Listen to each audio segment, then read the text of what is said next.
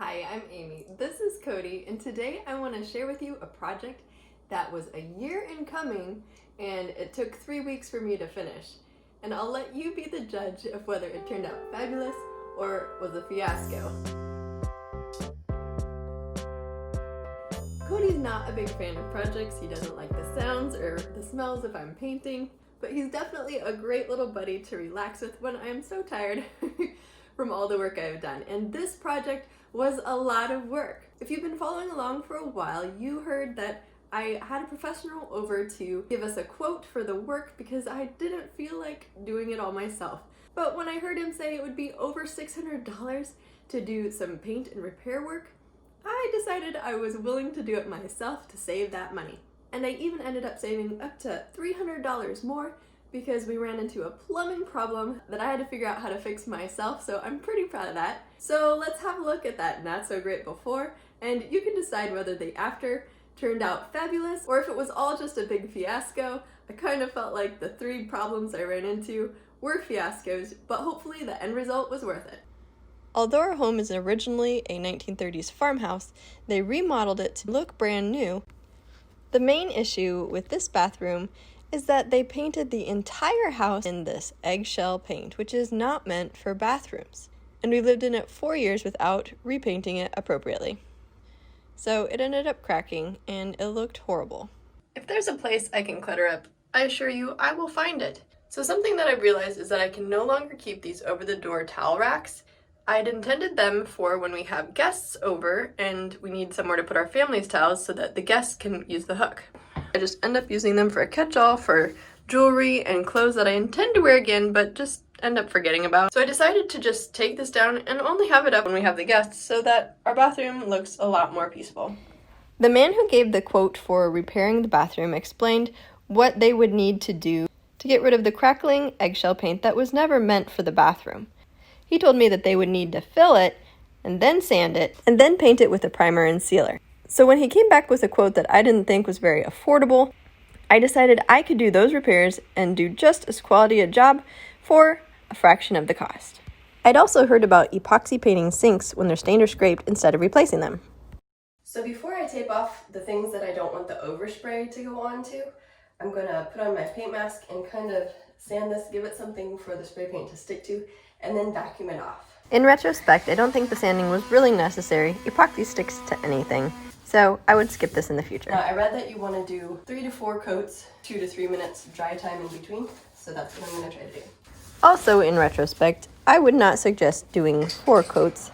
I think that is where some of my trouble began. Another issue that I ran into was little pieces of fuzz floating down, and then I would want to, as a perfectionist, pick them off and then try to fill in the little dent that I'd just made.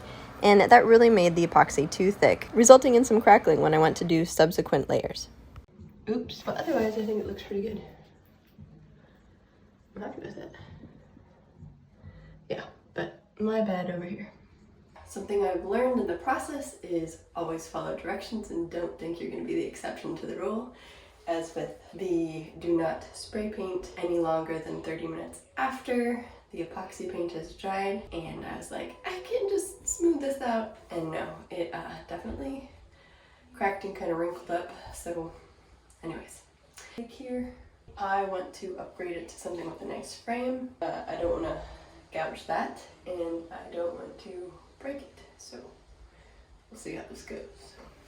Something that's common with this style of mirror is that even though it's held up by these little brackets with screws, they're also often glued onto the wall with constructive adhesive, and that's really hard to get off if you ever want to change it. So initially I tried to use a piece of wire to kind of saw it apart, and that didn't work. My wire broke. So I ended up spending some time on YouTube learning how to safely remove a mirror that's been glued to the wall. And the most helpful tips were by the YouTubers who suggested using shims behind to slowly separate it from the wall with minimal damage to the drywall, as well as not breaking your mirror. Thanks to my hubby for helping as well. I always underestimate the amount of time, in particular prep time, it takes in order to do a room makeover. So I think I'm learning to at least triple the time that I've planned for a project, because I thought I could get all this done in a week, and it took 3 weeks. Well, I wanted an off-white wall, it definitely turned out to be more of a purple.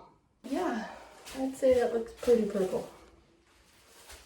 I almost want to repaint it, but I think I'm going to go with it for now because at least the crackling is repaired. Hopefully my son isn't going to come in and hate it. Maybe in the sunlight, with the sunlight coming in through the window, it won't look so bad. Still wouldn't want to pay 600 bucks, but man, this is a pain in the neck.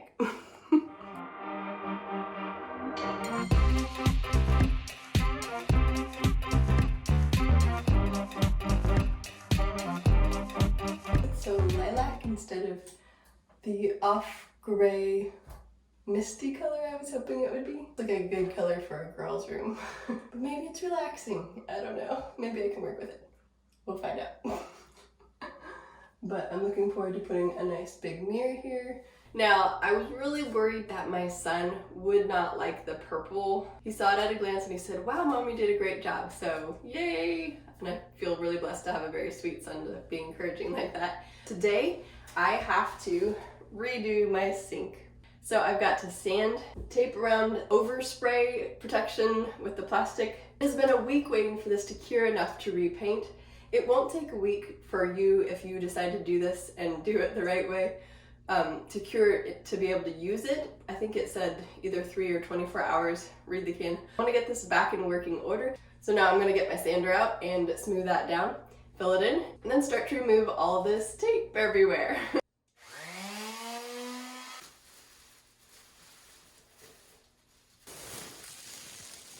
Welcome to my operation. Oh, looks like I need to tape down there. So my hope is that the fumes would go out. I'm going to focus most of my spraying here, where the problem was. Should smooth out pretty evenly. And then I think I'll just do one quick coat over it all to smooth it out. Yeah, wish me luck. Gotta shake my paint can for a minute and fix that really quick. And surprise! About 2 minutes later, the epoxy started wrinkling again. So my only guess is that it was too thick the first time around, and I just kind of poked at it and scraped it off when it peeled up, and then it was a smaller spot than previously, but still a little noticeable. So disappointing. Here we've got the remnants of the snafu. So, look! Can't even tell. Ha! Okay, hubby reinstalled this and then it was leaking. So I called the Pfister manufacturers because I read online that there is a lifetime guarantee for some of their parts. They said that they would send me replacement parts, and then I asked how long it would take to get them, and they said 3 to 5 weeks. I am not going to listen to a leaky faucet for 3 to 5 weeks. Now I have to fix this. So I've turned off the water and I've discovered it was the hot one, so I'm going to have to try to do a plumbing DIY because I want it fixed now, and my hubby is working today. Girls can do stuff too. Thank God for YouTube, right? You know what? I can't even see in there. What I saw online said to use the 3/32, or however you say that, little hex screw, but this is actually the one lower than that, the something 72. And I've never broken into a house, but I imagine that this is harder. Oh, that took forever. Some wrenches, just get the adjustable one. Try not to scratch up my new sink. All right, come on, baby. Yep, hello.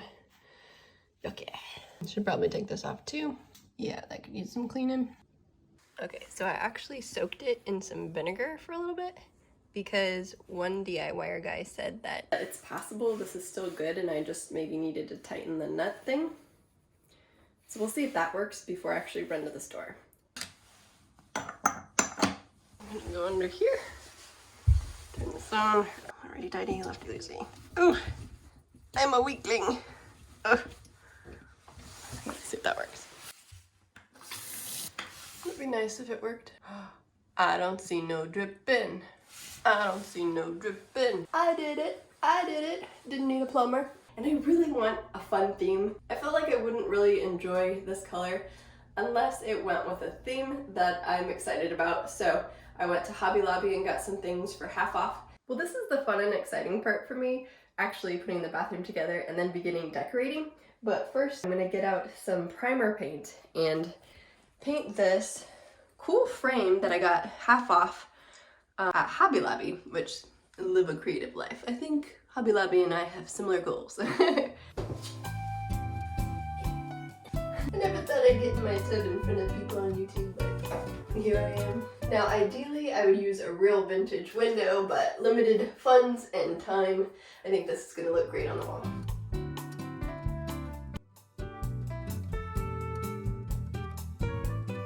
And I only have one more roll. Well, let's see if I can make this work. I'm also gonna cover my phone with this saran wrap because I don't want the overspray to ruin the lens, because it's all I have to film on. I had a plastic bag over you guys last time. That's pretty bad.